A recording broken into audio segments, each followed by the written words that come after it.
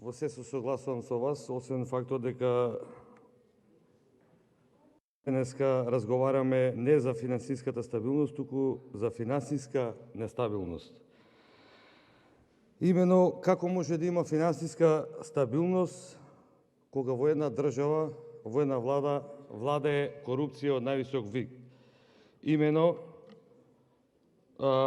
познати ни се случаевите со генералните секретари во влада и нивниот голем криминал и обвиненијата против нив. Едниот Мухамед Зекири мислам дека се уште во притвор, а претходниот Рашковски нејасно како е излезен од притвор, а криминал од највисок вид.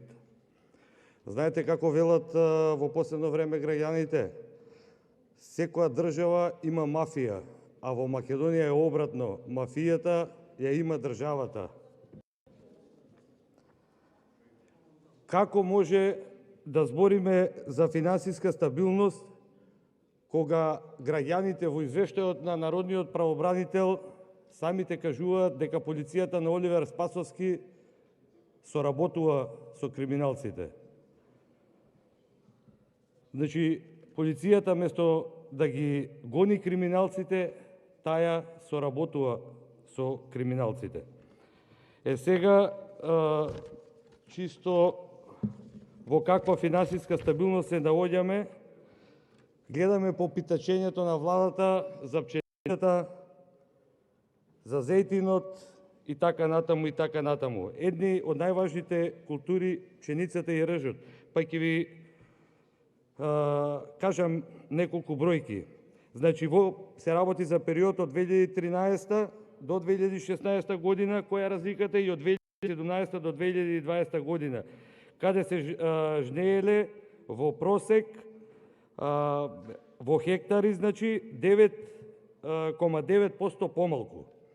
А во тони пченица во истиот период 13,7% помалку од периодот од 2013 до 2016 година.